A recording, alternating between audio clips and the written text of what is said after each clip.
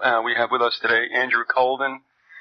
That name is obviously no surprise to anybody. We've done 15 parts together with regarding the Mothman's Photographer, which is the DVD that Andrew's produced. And you can go to the website andycolvin.com if you've not checked out what he's about and what's all out there. And so once again, Andrew, thank you for coming on. Thanks, Biz. How you doing? All right? Good. We had a biggest storm I've seen in Seattle ever. Man, 15 years. Well, even the last time when I spoke to you, I mean, you guys had gotten battered by, I guess, what would be, an unbelievably, I would say destructive, but, heavy the month of November was the rainiest ever. Yeah. And it was also the 40th anniversary of the Mothman sightings, and I found out that John Keel had discovered that Thunderbird sightings seem to follow thunderstorm patterns. So, and I haven't seen the data on it, but there's some correlation between storms and, Thunderbirds, obviously. Because that's, they're associated with storms. But, it's in the Indian legend, but it's still happening, and we had a lot of strange activity in the Mothman world last month. Well, you're going to take it where you want to go, and you know best. So one other thing I would just posit before we go any further, because I think it's going to happen again and again. I believe we're in for it. Are you aware, let's see, what happened? Back on December 14th or so, there was a solar storm. Are you aware of that at all? Yeah, I did. I put that on my calendar. Okay. And there was it, you mean November 14th? No. December 14th or something like that. I believe maybe the 13th. It was a week of December 11th where there was a solar storm. And I got an email from a reputable IT person just more or less being cautionary. In fact, it was a former coworker of mine to be careful because it could have some ill effects on your computer. Power surges and such. I couldn't experience a thing. I did get off the computer for the time it was there, and I think there might be more coming. I just didn't know whether or not you experienced anything in any shape, way, or form this week, and you didn't, did you? Well, yeah, I did. You did? Okay. But I'm confused because I wrote it on my calendar when I wrote some solar flare activity on here, and I'm not seeing it because there's just so much stuff written in here. Okay. All right. I mean, it definitely correlates, and yeah, I guessed the email, so I can't even give you a particular. But apparently, I also was led to believe that this is not going to be the last. So, at any rate. Yeah. Well, there's always strange stories coming out that seem to link with, the mass programming that we've talked about. Yeah, right. That week we had the FBI cell phone thing where it was revealed that they can listen to your cell phone when it's off. Bush named a guy named Downing, which is one of the names that comes up in the Mothman, to his the general to his listening team on the Iraq issue, and Downing has links to Evan Gate and and Manson, the whole sphere of things we talked about in terms of some of that covert ops stuff. Homeland Security is going to be granting permission from now on for those of us to leave the country and come back, starting on the 1st. Yeah. And the pieces are all in place for a big crackdown, and I've always worried that that's what it was, and I hope it doesn't turn out that way. But they're definitely putting those pieces in. Oh yeah, this is speculation. Who cares what I think? But I'll tell you anyway. They're putting the infrastructure, the framework together. I don't think you're going to see anything until after 2008. If we do get involved in a more wide-blown conflagration, which I'm guaranteeing everyone we are, I think you'll see something after the fact. We would be in a war. You could look at sedition, Andrew, as being back in place. And if ever we hear of the presence, because of the needs, supposedly, of foreign troops, you can bet your butt it'll get implemented. On the 13th, the Saudi ambassador left D.C. in a huff, which he did right before 9/11. Which is kind of a scary proposition. It's a coincidence, Andrew. It's okay. Maybe. Well, there's there's definitely something going on. Of course. The Saudis not wanting us to pull out of Iraq so that we can do their dirty work. The Saudis are definitely linked to a lot of the activities we talked about that the Mothman seems to be giving synchronicities about. If you want to say maybe not the Mothman, but the Mothman is part of that grid, the morphogenic grid that Peter Moon talks about. And then this whole story about the Russian radioactive poisoning is very interesting because the primary suspect in that is not Putin at all. And because the media is putting such an emphasis on Putin, it's not true. That's right. You got it. Watch this hand. That's it. Mm-hmm. These magnates in Israel who are not even Jewish, who have bought up, privatized most of the country. And Putin is actually being more of a hero to the Russian people, I think, than anything else. Agreed. And by the way, people there was a link to the Bushes on that one too. Which one? The polonium story. Let's see what to say here. It says Neil Bush met with. Let's see. There's a Russian connection to the. And Neil Bush has this company called Ignite that is trying to basically change the educational patterns in Eastern Europe, and they're going in and trying to selling these machines, which are basically overhead projectors, and using that as the leverage to control the content of the teaching too. And I believe he met with. I believe he said there's some connection. I just can't remember what it is to that. To the Russian spy. I know the spy had written a book about inside the bombings in Russia in '99 were an inside job. And right. There's Rockefeller connections to a lot of that stuff too. We also had the soy milk turns you gay debate that week. Oh, is this for the babies? Anthrax at a school. That was on the 14th. Wait. Soy milk turns you gay. That's as if you give it to your children too early, right? Oh, well, they just throw out this mix of, the programmers throw out a mix of things every day designed to affect you a certain way, I think. At least the guys in the media. They think about this, and I know from being in graphic design and all that that stuff that kind of discussion goes on. One other thing, Andrew, real quick if I could, just so you know, we've had on people discussing health issues, and Doris Rapp was on, who has written the book, Your Toxic World. And she was saying that as soon as you take the children, the infants obviously, and put them into plastic diapers, there are chemicals that start to react, especially on males, and start to confuse whether it's the hormones or whatever as to exactly what sex the child is. So, I know that's a horrible and general summation, but I will say this. Something is definitely up. And this was from Doris, who wasn't, mainstream media, darling. So, things are happening, in the pediatrics room. And also you're getting your social security number. There's probably more to fear from the depleted uranium that they're shooting off everywhere. It's like in Indiana and out west. What's that about? I'm sorry? What's that about? No. Well, we just had this legacy, especially in eastern Washington, of totally polluting.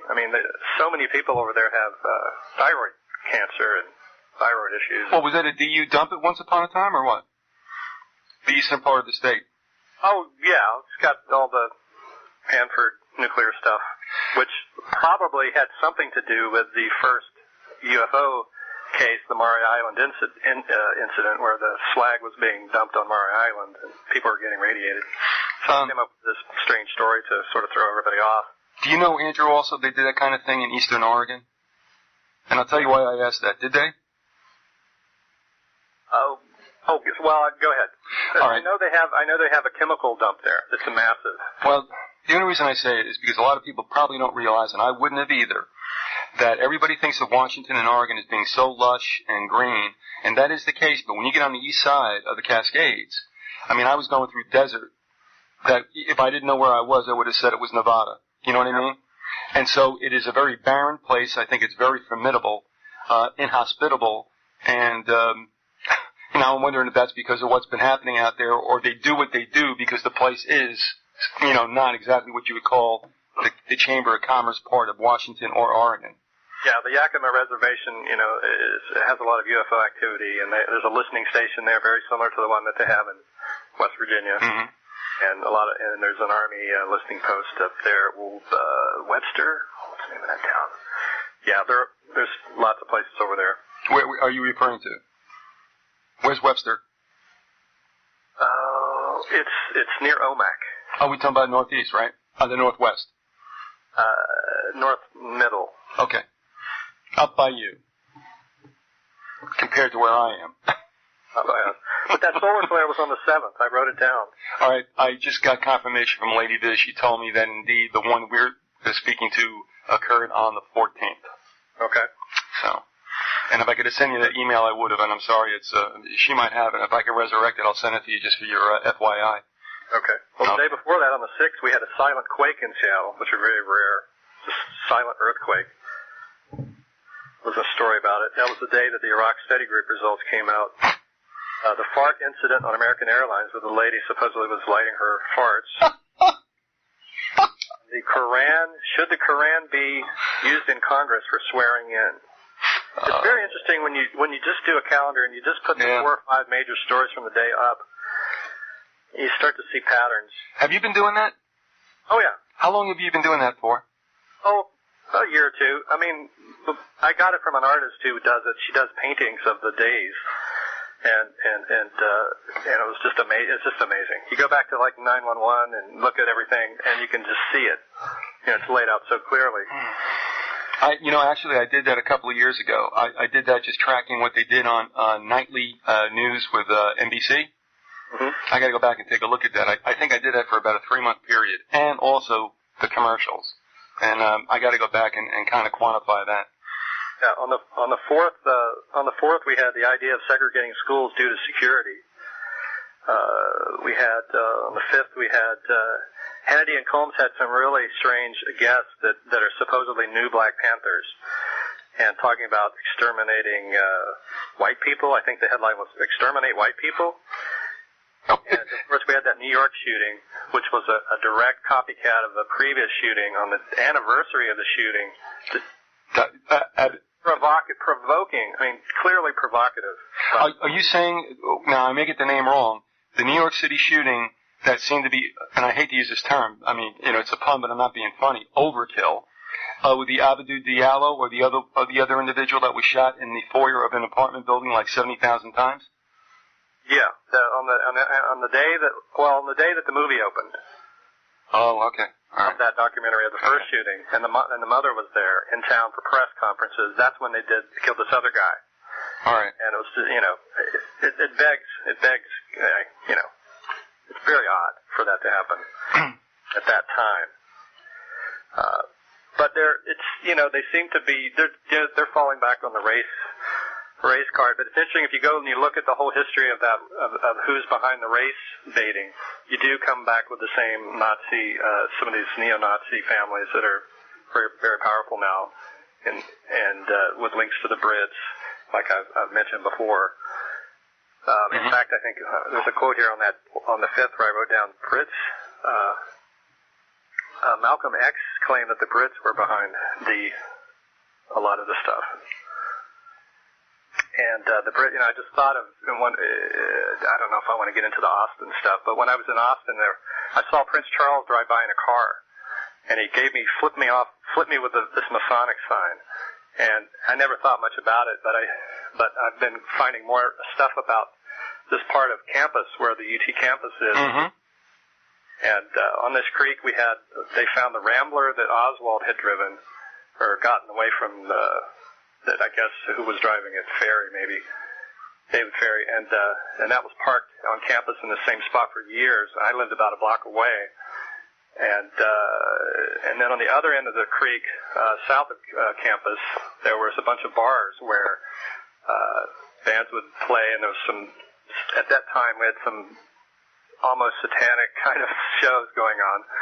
And Daniel Johnston, the singer from West Virginia, who's becoming more famous as time goes on, there's a new documentary that just came out about him. He was saying that he had this encounter with the devil in this creek. And I remember the night it happened, and I never realized that the spot he did it in was the same spot that I had been doing some performance art performances at. And that started to click in my mind, like, what's that synchronicity for? What's that trying to tell me? And also, are you the whole thing with Austin, I won't go into it, but I'm going to get into it later, I think, when I do my next project. By the way, are you familiar with Freeman? Who? Freeman out of Austin, Texas. He's been on the show a couple times. No. Freeman? Yeah, his website's Freeman Perspectives, I think, .blogspot.com. He's a Texas guy, and he's done a lot on the campus of UT and some of the occult symbolism that's there and such. You'd enjoy it. I'll send you the link. Okay. Okay. I found out from a friend who was in the venture capital world that the company, a company in California that was backed by the Rockefellers was the seed money for Hewlett-Packard and Apple computers. And you got to bet that they also had something to do with Microsoft, too. Mm-hmm. But that got me thinking about Jacques Vallée, because Jacques Vallée is this famous UFO researcher who really nailed it, and then he dropped out of sight completely. He really nailed, what the mind control aspects and how the UFO world was being manipulated by the government, not to hide it, but to, make people believe that UFOs exist, or to just confuse the issue while they exploited the UFO abductee, genre. Anyway. Also, I want to tell you, I just sent you the link. Okay. So you'll have it when you wish to look at it. But Vallée was in the California venture capital world. He's in that world now. So it's almost like he was helped out I would say to shut him up. I don't know that he went along with it knowingly, but I think he was awarded with some cushy contracts and things. That's my behind the scenes, because you see it even in the art world. Some guys that I mentioned on your show, they're friends of mine. Bill Frisell and Jim Woodring just got like a $50,000 grant from, guess who? Rockefeller Ford Foundation. They have some special art grants they're giving out now. And you always see this in times when when the money is being pulled out from like the national endowment, where it's more democratic. That money gets recycled back and comes in the form of private gifts that are totally directed at certain artists. And I'm not saying anything about them as artists, other than their work is so, it challenges the very structure of art because it's so different, that I could see where, those guys would want to, these corporations would want to make sure that those kinds of artists are promoted or helped, to keep some measure of control over what they're doing, really. What else do we have here? Oh, the globalist, here's a note, the globalist excuse. If you're a globalist, I noticed this during WTO. We had this, anytime there's a protest in America, anywhere, the news is always going to say, it was caused by anarchists from over there. That's right. That's right. Another town. And they did it at WTO. And I think they do the same thing with the planet. If you're a globalist, what's your fallback anytime you're afraid of getting caught doing something wrong? Well, you blame it on the guy next door. Right. In this case, it would have to be off the planet. So it's really, it's very simple why the ET thesis is so heavily promoted in the way it's promoted. It's promoted in a way that really leaves everyone guessing and doesn't give them any power or knowledge of how to deal with it, or even use it, especially not to use it for their own benefit. Well, interesting, too, that every time those bad old anarchists cause all this trouble, and actually they cause the only trouble at any of these protests, they never get caught. They're always dressed in black. They're very hard to identify, and they seem never to come to justice. And I tell you what, they did an extremely brutal job in Italy as well, even worse than Seattle. Yeah. And they're also basically military. On November 9th on my calendar, I'm going to do a little bit of November. I found out that the Dover Demon, I saw an image of the Dover Demon. Oh, I guess we talked about that one. I'll skip that one. No, it's okay, because you know how I am. And I have Alzheimer's, so I didn't remember most of this. Well, the Dover Demon happens to be the thing I saw coming out of a tree. That's right. We talked about the Loki connections and this and that. And there's some other storybook connections like Snow White. I was realizing last night Snow White is a very common paranormal tale. She's in a trance. She meets these little men, which is my experience of, I think there were little men in this room. I don't know what exactly was going on, but I think there may be something to the little men myth. Andrew, let me ask you, going back real quick, that Dover Demon, was that a sighting at Haymarket? I think you asked me that. Yeah, because of what a listener had. It's up near. It's up near. Yes, okay. It's not Delaware. Yeah. No, right. Okay, that is the one, and that's what the individual had asked about. And also, you got to remember when you talk about Snow White and the whole symbolism and perhaps allegory there, it comes from good old Walt Disney, who is an interesting character beyond what we are told he is. Well, the interesting thing about Snow White is that she uses occultum. She uses this ambrosia, the witch, who's wealthy, a wealthy leader, uses occult means by drinking or ingesting, and this is where it ties into the whole Montauk thing. And I got to give Peter Moon so much credit. I mean, I really am. I'm really into his work now because even though I don't really trust those other guys that are feeding him information, I think his approach is genuine. Using synchronicity is really good, and he came up with this research showing how they've been this whole thing about the black substance that we've talked about, black magic, KEM from Egypt. It's not Chinese gunpowder. It's this a mixture that transmutes gold, but if you ingest it, it causes enlightenment, and it rests in the bones, and it's a mineral that you can ingest, or it can be created in your body. But the easiest way is just to ingest it, and then it fuses the two sides of your brain in some way that activates your entire brain, and then it seeps out through the forehead, and that's why the Hindus put the ash there on the forehead. It's called occultum. Okay. That's one word, and there's other words for it.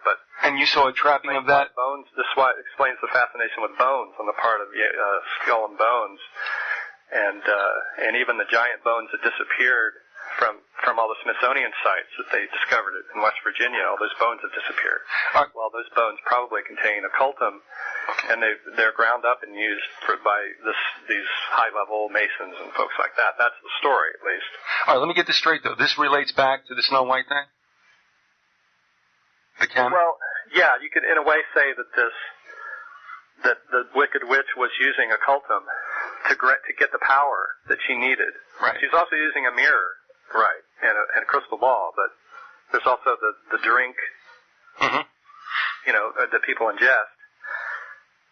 And sometimes people drink this, like at Fatima, I think they were given an ambrosia. The one, Lucia was given the ambrosia to drink. And the Fatima story has a whole thing with the sphere that there's this new book that Chica Bruce translated that has a lot of information on the true story and how it was this angel had a sphere. This angel looked very much like what Harriet saw at our shrine site. Was carrying a sphere, which is what I have dreams about. These creatures with spheres, and it seems like the creature can change shape, but there's always this sphere. Sometimes the sphere is flying by itself. Sometimes it's being held by the entity. And there's an intelligence coming through the sphere. But at Fatima, there was this ambrosia. The ambrosia, it can be held by the Garuda at his stomach. So that's one of his symbols, holding this pot of ambrosia, which is really like an energy ball, I think, when you actually see it in the field, as people have seen them. They've seen them at crop circle sites and entity sighting areas and things. And they were even filmed in Vietnam recently. They're called the Nagas there, which is absolute proof. I mean, not absolute proof, I guess, but it's word proof that there's a connection between the Garuda and these balls of light because they're called Nagas in Southeast Asia. And Naga is a term that's always connected to the Garuda in Indian lore. And what Moon's work is really good at looking at all the different cultures and how the names are all the same in the different cultures. How that shows that there's something going on that's being hidden from us all, some pattern.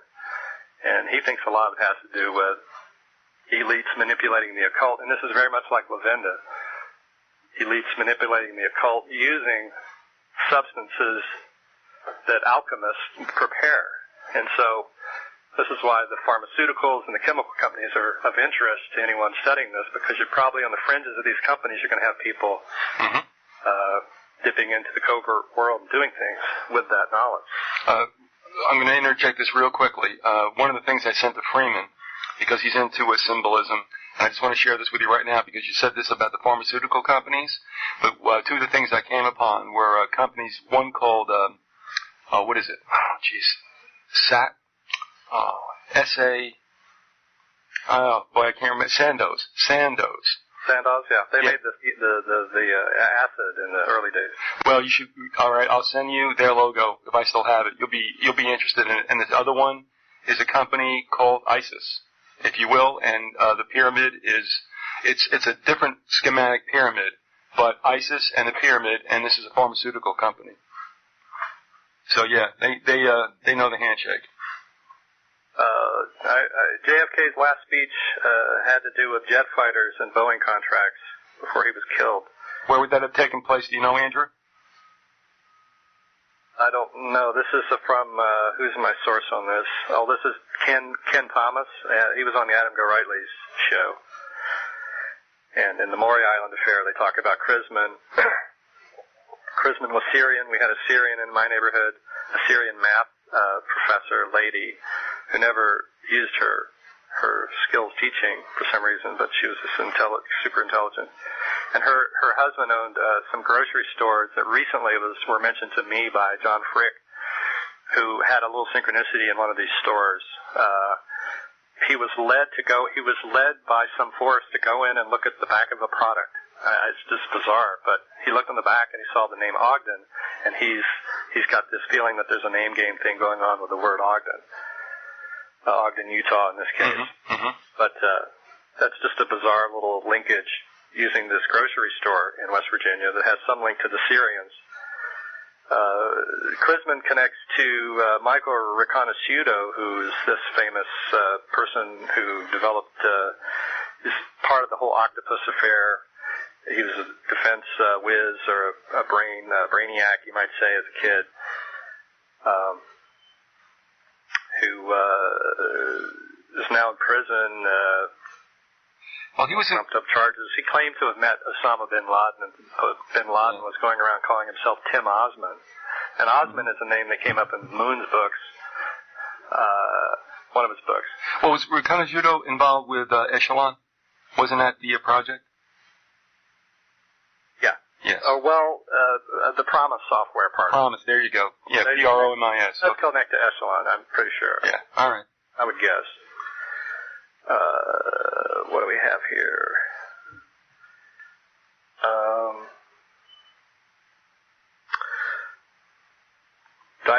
Diabetes uranium link. What's my source on this? It recently came out that there's some link. I guess Bush, let's see, the Queen of England owns a bunch of uranium mines, and is tied into the Bush-Halliburton thing. And they're doing it in Australia, which, is out in that desert area near the Pine Gap NSA listening station, I guess, north of there. And that's where several billions of dollars, they just started opening it up. Oh, they're building a huge railroad across Australia to truck the uranium to the north coast. But most of that money is going to be going to the Queen and our friends in the Republican Party. What's it say here? Navy moved depleted uranium testing from Vieques, Puerto Rico, to Australia. The company involved is Rio Tinto. Now, Vieques is where Bruce Bickford, the artist I talked about recently, was stationed. He told me some things about maybe it's Vyzygoth. Is that how you say it? You're talking about the island just off Puerto Rico, right? Yeah, the one they were bombing. The one they were using as a shooting range, right? The United States was, right? Another thing, Cleveland, multiple cases of staph infections in high school football players. 12/15/06, Associated Press. This came up with Ken Thomas was talking about this other chloridium, something like chloridium. Yeah, all right. It's that killed Jim Keith and Ron his publisher. I can't remember his last name. And in that case, Thomas said that it was linked to some Midwest cases. That the Midwest is where all these strange staph and other infections mostly occur, and that then they suddenly made their way out to California to kill Jim Keith and Ron Bonds. I guess Bonds was in Atlanta, though. He went to a Mexican restaurant and got this strange poisoning. Yeah. But they like the Midwest there is where you have all those chemical pharma-linked companies that are doing biowarfare. Well, you also have Iowa State out there, which had the one strain of anthrax. Well, that anthrax, yeah, the one that was made in Columbus that we talked about. It's the Iowa strain, but it was made in Columbus, and then also made probably or linked to Fort Detrick. Yep, you got it. That's right. We had the Michael Richards racial incident,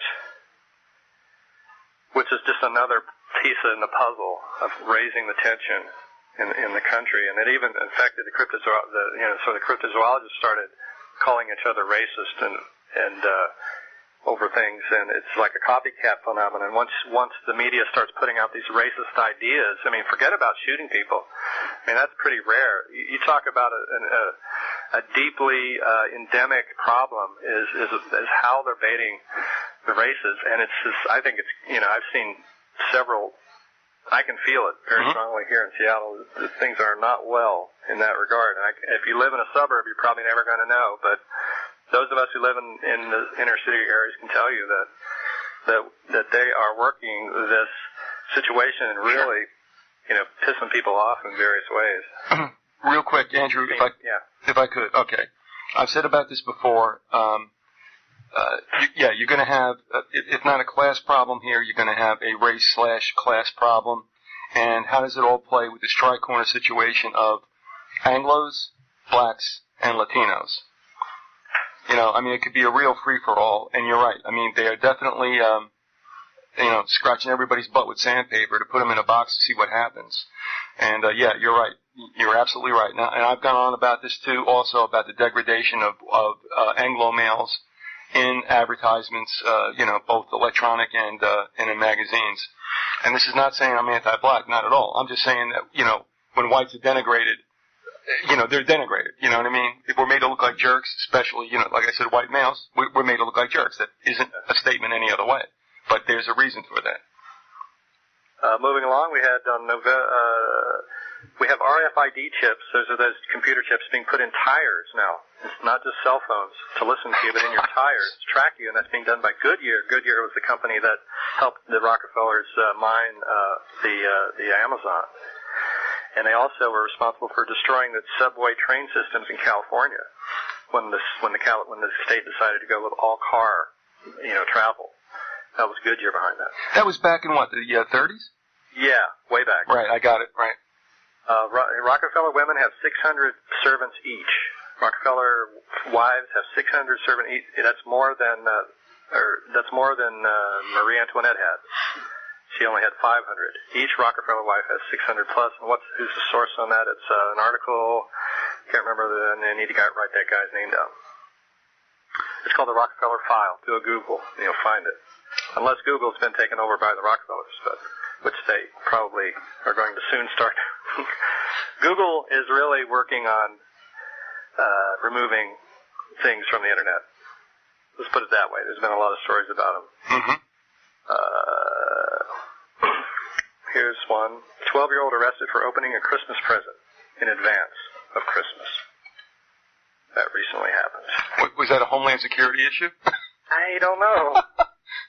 We had an Australian Mothman case in 1927. It's on Bill Chalker's site. And then we had the big flap in 67, and 40 years past there. And there's a 40-year cycle that I've read about in a couple of places of things happening. And that means 2007 could be another big year.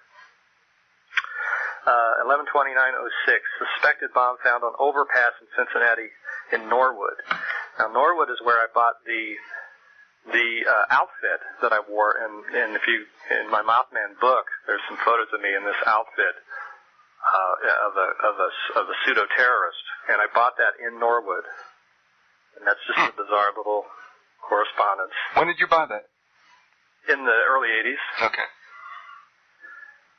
Fort Dix. There's some stuff at Fort Dix. Harriet dated a guy at Fort Dix, and then there was another guy, a guy who had talked about strange things going on there, paranormal. At the same time, I got somebody wrote to me, another person wrote to me about Fort Dix, and then I met a woman who had lived near it, who described a bunch of strange UFO experiences that they had had, and the connection to the Jersey Devil, which is a very Mothman-like creature. By talking to her, and she was so happy to talk to somebody who could help her, understand it, that there's a big cover-up with the Jersey Devil, just like there is with Mothman, in terms of what the very same kinds of things were happening. People weren't just seeing a Jersey Devil and that was it. They were being visited by entities and having all kinds of strange things going on.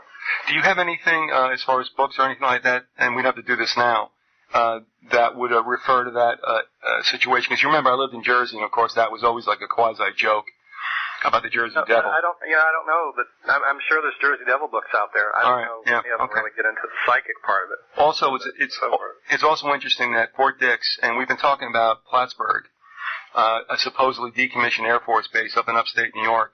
A lot of these places that supposedly don't do anything anymore have been refurbished and are certainly anything but, left in desuetude. Yeah, and that's the story about Montauk, is that it was a decommissioned base built on an Indian sacred site, just like in South Charleston in Mound, West Virginia. Okay. Taken over by the government, sold off to private. In the case of the Montauk Indians, they broke the agreement they had with the Indians, several times. Gee, what a surprise! Yeah. Supposed to get it if the government doesn't use it for an air base. And but the whole story with that, Montauk thing is about co-opting this really sacred site, because according to Moon, and there's a lot of evidence he puts forth, Montauk was a grid site like the Giza Plateau, and I think also Mound, West Virginia was a site. All the mounds on Montauk, you'd have mounds that are left there, but supposedly before they were mounds, they were pyramids with stones, smooth stone on them, and this all moved. And same thing in China, in Xi'an, China, where they just announced they had used gravity. They had figured out an anti-gravity device to manufacture products in weightlessness for, guess who, the pharmaceutical industry. But this town where it happened is the same town where they have all these pyramids, and they're not very well known, but there's like 16 enormous pyramids there. I think the largest pyramid in the world is there. And those supposedly at one time had coverings on them too. And but Montauk, and I think West Virginia being called the Mountain State, the Monongahela National Forest. There's a lot of Mon words in West Virginia too. The word mound. It seems like, at least according to Moon, there's a global history of Montauk being sort of the center. It may be, in fact, Thule. In fact, the Germans thought it was Thule, or Thule. All right. Because before the partition of the continents, it would have been in the center of the landmass where their legends say it was. And Montauk is on the edge of, what may have been Atlantis at one time. In other words, there was a sinking of some landmass, and Montauk is right on the edge there where it's a mountain, it's a volcano. It's not a part of the Long Island so much as it is a volcano that sits next to it. It has all these underground tunnels that were caused by lava flows. And also a tremendously rich witch history on Montauk, because they basically allowed witches to promulgate there, probably because they were so interested in getting rid of the Indians on Long Island. They did everything they could. They classified the Montauks as the Indians as blacks in order to get rid of their federal classification as a tribe. So the Montauk's aren't an official tribe. I think they may have regained it recently, though, due to the efforts of Peter Moon. So, Moon to me is a good guy. He's really been working, trying to help the Indians get back their land, or at least the base, because the base was their most sacred spot. Also, I just want to throw this out, too, because this is forgotten about. I don't know if it has anything to do with anything, but I think it should be mentioned. There was a book out that was actually allowed out in mainstream press talking about Plum Island. Are you familiar with that? Well, yeah. The highest biohazard lab in the United States. And that's out there also in a very shaky situation as well. And is there anything you have on that, by the way? Not in front of me. Okay. All right, but that does resonate with you, is that correct? Yeah. Okay. All right, thank you. We had a couple of other sightings. A man-bat sighting, 9/26/06, La Crosse, Wisconsin. Cherokee man saw it. They vomited. He and his son saw it, vomited afterwards. 7 foot tall, 10-foot wingspan, claws on feet, screamed at them, had long rows of sharp teeth, and a mutilated deer carcass was found nearby. Telepathic balls of light were seen on 10/2/06 in Granite Falls, which is right where we did our Bigfoot search, Lake 22, where Bigfoot contactee we had a synchronicity where I kept going to Lake 22, and then the Bigfoot contactee told me that was where the Bigfoots were, as if I had somehow been drawn there. And who knows how much there is to any of it, but this person there heard shrieking in his head. His head was throbbing as if he was dying. Saw a bright flash. I thought of you when I read that, Biz. And claims that he had telepathic communication with these balls of light, and also a UFO that was connected to it. What else? Harriet, after she got back from Machu Picchu, says that an entity is following her, that this entity is a guide. He's not, quote, bad. What else? Now, this is recent, because she just went down, is that correct? That's right. And she's back? She's back. Okay. Is she going to come on the show, or what? Does she? Well, you can ask, yeah. Well, she wanted to, if you remember. I never heard anything, but I guess she went down to South America. Oh, well, she'll hear this. Okay. She'll do as she wishes. All right, Harry, come on. It was interesting. So I want to get into that. That's too complicated. One note about Montauk. My dad said he had worked on Long Island, and that he was working with heat and metals. That's all he would ever say about it. What was it called? What? What were the metals called? Oh, I don't know. Heated, you said? He would just say that. He just had this pat answer. Heated metals. Okay. Heat and metal. Heat and metal. All right. Heat and metals, and then he ended up being a chemical mixer at Carbide, and also and then later became an electrical engineer. I mean, he just had he was always learning. But he has that Long Island connection as well as the Philadelphia experiment connection, the Rockefeller or the Roosevelt connection. And then my stepfather, Bill Walters, was a Catholic orphan. Here's a note on him. He suggested that there was a church relationship to Manson. He's the guy who saw. He's one of the guys who saw burning men at the DuPont plant in Bell, West Virginia, which are the Philadelphia experiment type things. His son was a milk driver, or is a milk driver, who was stationed at Fort Knox, who told me that there was no gold in Fort Knox. And then I saw a documentary the other day that claimed that it was, and that was the main point of the whole documentary. It seemed to convince us that the gold is there. They had an army, colonel, just trying to convince the viewer so much that there really is gold there.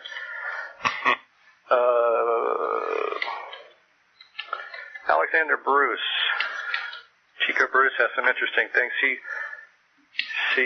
had a UFO sighting as a kid. This gets to the idea of having these experiences and how it affects your creativity. And Peter Moon actually sort of ends up his last book here, the Nazi book, was talking about how it's an encounter with creation itself, and that there's a blueprint room that you can enter by using occultum or whatever it means you can. And this is what people are fighting to do, these elites, these Masons, to get to the blueprint room to affect space-time. But Bruce had a UFO sighting. It made her question reality, the media, everything. Her whole family saw baton twirling in broad daylight, some kind of baton twirling UFO. In Vermont, she smoked toad venom, saw an ectoplasmic manta ray, which is very much like what my niece and my sister saw, although to them it was Mothman, it was a black-winged thing, but very much like what Chica Bruce saw. She just calls it a manta ray. She told it to go away and hurt its feelings, very similar to what Sharon Moore said about her encounter with the bull god thing that came in her room about a week later, after she saw the Mothman thing in her room. Bruce also got word in '87 from boys who predicted the 2003 Iraq War, very similar to what my friend Tommy predicted. It was predicting the 9/11 crash in 1967. The giant bone, I already mentioned the giant bones. Oh, Lavinda, in Paranoia magazine, in a recent interview, says that there's a Kabbalistic belief that that self-initiation or someone, trying to get to the bottom of Mothman or whatever, should wait until one is 40 years old, married, and has kids. And this reminds me of this strange message that I got when I was a kid, that I was supposed to wait until I was 40 to start that project, and that's kind of bizarre. I don't know. We got about 10 minutes left, Andrew. I just want to throw this in just in case it's on the radar screen for you. There was another shooting in the United States in Philadelphia. It was a suicide with an apparent automatic weapon. Did you come up with anything on that? Recently? Oh, yeah. Yeah, I think it was Wednesday or Thursday of, again, the week of December 11th, if you can believe it. Our power went out a couple of days ago. It's been out for a couple of days. So, I don't know. I haven't had time to check the news much this week. Well, the only reason I'm bringing it up, obviously, is because, just because it's an event and a lot of things have been happening, as you said, throughout November and December. Let me just give you one line on it, if you will. This happened in the Philadelphia suburbs. I'm waiting for this to come up. The young man's name was Shane Halligan, 16-year-old who killed himself with an AK-47. So, just going to throw that out to you. Springfield High School in Montgomery County, Pennsylvania. Mm-hmm. All right, like I said, for what it's worth. Okay. Noted. I got like 2 or 3 more great things I want to roll through. We got, November 11th was a Mothman day. I think, some people say the 12th was the day the Mothman was first seen, and some people say the 11th.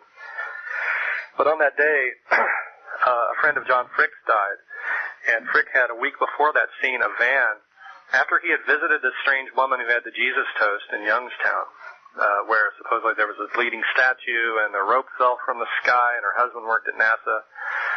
After he left her place, he kept running into this van on the interstate that had the license plate 111L, looking like 211s, and it had strange, mobster-looking guys in suits, and they just thought it was a Man in Black kind of a situation, and were nervous about it. And then their friend died a week later. They seemed to think it was connected somehow. And then I found that the 11/11 date comes up in Moon's work as being, it's called by Marjorie Cameron, who was married to Jack Parsons, the famous rocket scientist. Mm-hmm. Right. By the way, used asphalt. Asphalt was the key to his discovering the rocket fuel. Parsons, I believe, was also an OTO member, wasn't he? Yeah. Yeah, okay. And, ties into Crowley and you got it. Hubbard and... Mm-hmm. But she said that her birth was manipulated to happen on 11/11, 42 by Masonic secret society of some kind, similar to the one that Bonnie talked about, her mother being tracked by all of her life. And this is either Marjorie Cameron, or it's another woman who's named Cameron that he also interviewed. I need to go check which one said that. But that date is supposed to be a big Masonic date. And on the same day, I got some strange phone calls that were from 00000, all zeros. And then I talked to Frick about it, and he said that he had gotten the same thing 2 years ago, the same numbers, or that this woman from Youngstown had talked about that number. I think it was, yeah, that's what it was. But he had a strange phone call where someone called him, and instead of him answering, it was someone that the person described as God answering the phone. And they had a strange incident just trying to call him on the phone. But the van kind of looked like the Iron Mountain vans that I had talked about previously in this show. Probably, I don't want to claim it was Iron Mountain or anything, but it reminded me of the whole Iron Mountain quote or / DC sniper conspiracy idea, which we'll probably never know what was behind the DC sniper. But what Iron Mountain are you referring to? I know you said it before, but tell me. Iron Mountain, the data mining company. Okay, gotcha. All right. It's with links back to carbide and the nuclear industry in the old days. So a bunch of stuff about the House of Orange being related to Montauk. There's a Brotherhood of the Snake within the House of Orange, which Ewan Cameron, the big mind control doctor, was part of, and he went to Nuremberg. And that connects him, possibly. That's a good connection there between Manson and mind control. You have the biggest mind control doctor in America going to Nuremberg, supposedly examining Rudolf Hess. This puts him into contact with Judge Jackson, who was in contact with Charles Manson. And there you have at least some inkling of it, because there's so little information. There has been so little in the past about Manson and mind control. Everyone suspects it, but no one can really find the link. Right. Euclid's 47th problem is a major Masonic axiom. This is Downard, Shelby Downard. Remember the number 47? I talked about it, that I kept getting. Another one of my messages from childhood was the number 47, or when I turned 47. That's right. There was some completion of the project or something, or some change in the weather politically, I'm not sure. But that number 47 was there, and then that connects to the pyramids in Egypt, which are laid out on some kind of grid that involves the number 47.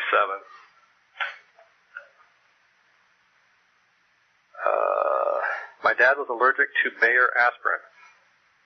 Okay, not just all aspirin, Bayer. Well, that was all they had back then. That is true. Yeah. It had the one with the Iron Cross on it. You got it. Bruce Adamson, the JFK researcher, says that Rush Limbaugh's dad was a friend of William Chamberlain, founder of CIA's Radio Liberty. That doesn't surprise us. Chamberlain steered the Warren Commission from behind the scenes. He was basically telling Alan Dulles what to do. Chamberlain was close to de Mohrenschildt, Oswald Handler. E. Howard Hunt liked to quote Chamberlain. On 11/30/06, the Japanese tested a new missile at Fort Bliss, Texas. The Japanese. And by the way, on that container work in China, the anti-gravity manufacturing facility, there was a quote in that article that says it's been used for many years, meaning anti-gravity, as in the 1987 NASA experiment by David Deak, D-E-A-K, quoting Charles Q. Choi, the reporter of the article, and you can check on Applied Physics Letters. It's an online journal for that story. November 20th. How are we doing on time? We get about 5 minutes. If you run over it, it's okay. We got a lot. We really blazed through there. Harriet sent a note. It says the snake is associated with the lower world, which is good, a good thing in Incan culture. It denotes the connection to the spirit world. I carried it everywhere. Oh, she's talking about a stone that she carried everywhere, picking up the energy that she then sent to me. And I just, what was that? That reminded me of Well, we had the 2 eagle sighting. I saw 2 eagles, 2 bald eagles flying together the day of the big storm. Really? Day before I went to Seward Park, which I've talked about before as being an old ancient sacred spot to the Indians. Some strange things going on there. I'm driving into the park. There's 2 eagles doing this bizarre thing I've never seen. They're bald eagles, spreading their wings out, spreading their legs out, and floating in midair. Floating, hovering, motionless. They somehow bend they arch their back, and they open their wings, and it's the most strange thing I've ever seen. Yeah, but Andrew, also, that's them riding the thermals, right? When they're going against it, they can just open up. Yeah, but I've never seen them hover vertically. Now, they're not horizontal with the earth, they're vertical. It's like they're standing up. All right, now, are you going with the double-headed eagle order out of chaos? The night before I had read about the double eagle, in this book about Garuda art. There's a book called Art of the Garuda. Okay. Art of the Garuda. And they talk about the differences between the double eagle and the double Garuda. There's just some kind of differences and there's a lot of different stories about them, so there's a lot to talk about there. But all right, the next day I see the 2 eagles, and a few days before we had a freak snowstorm, right? Mm-hmm. That's right. I went to the other park on the other side of my house, and there I saw a huge snow owl, which I've never seen an owl in Seattle. And it was trying to hunt my dog. I have a very small dog. And I turned around, and this owl is flying right into my head, right toward my face. And it's chasing my dog, who's running toward me. Mm-hmm. And we just had an interesting little encounter with the snow owl. But it's just one of the things you note. And well, Andrew, you didn't see the owl 3 days running, did you? No. I thought of you. I thought I don't want to see it again, so I stayed indoors. No. But Bruce Bickford told me he had seen the same thing with hawks hovering outside of his house. He lives on a steep hillside with thermals. If I could just get back to the thing about the eagles and the Garudas, the double-headed or the double, whatever it is, are any of them necessarily benign, malevolent, neutral? What's the deal? That symbolism.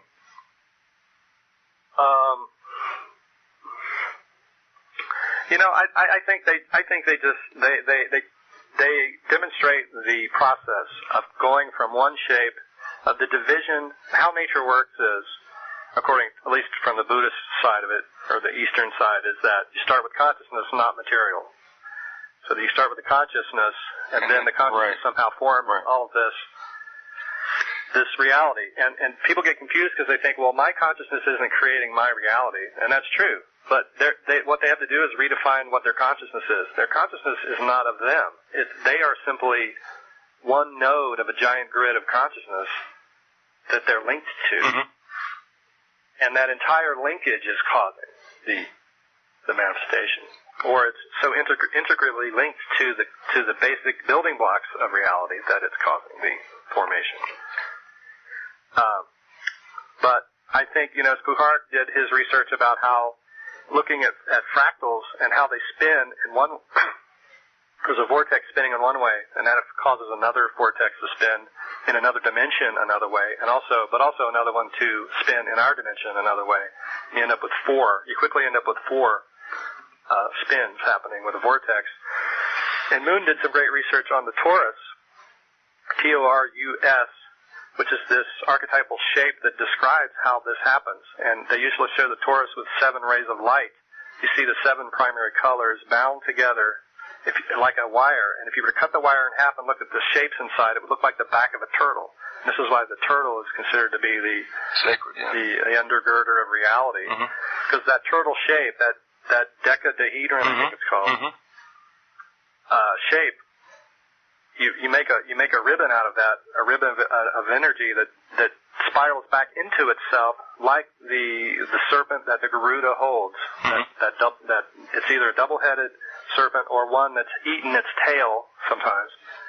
The torus is like a donut with those fibers, and those fibers twist around. And it's the twisting and the swirling that causes the movement from the other dimension, if you will, the dimension that's running north-south to the donut, in the center of the donut. causing things to come in and out of that hole, I think. Well, do you have any parting comments since we've reached that time? Well, this torus, this is a great point about the torus. The torus has, if you break it, if you split it into it somehow can be split into what looks like a DNA molecule. And if you look at that, if you shine a light on it from 27 angles, you can see every letter in the Greek or the Hebrew alphabet. So this torus is actually undergirds the language, the formation of language. Can you ever put any of these images or graphics up on your site? I did. I put some more on there. I did. All right. Okay. I don't have that one up on the torus. All right. But and there was a name given for a guy who's done some great research on the torus. I imagine if you type in torus, you'll get whatever you need on the internet. Okay. But the torus is where it's like looking into a black hole, looking into the blueprint room where space-time, no longer exists the way you think it does. Right. And from whence the entities come and go, and a lot of the other phenomena. Would you like me to read a little blurb from my book intro? Do you have time for that? Well, I'll make time for that. We'll run over, but go ahead. Sure. This is just a little synopsis here. Central to the Mothman tale is that there appears to be a shape-shifting creature that can communicate with people either telepathically or through dreams and visions. The Mothman is an enigmatic subject that has confounded mainstream cryptozoologists and UFO researchers for decades as it incorporates things that go far beyond typical creature sightings or UFO encounters. The Mothman's prophetic messages had to do with things like political assassinations, energy blackouts, and industrial sabotage. According to author John Keel, who popularized the story, the Mothman was communicating with people about things completely unrelated to UFOs.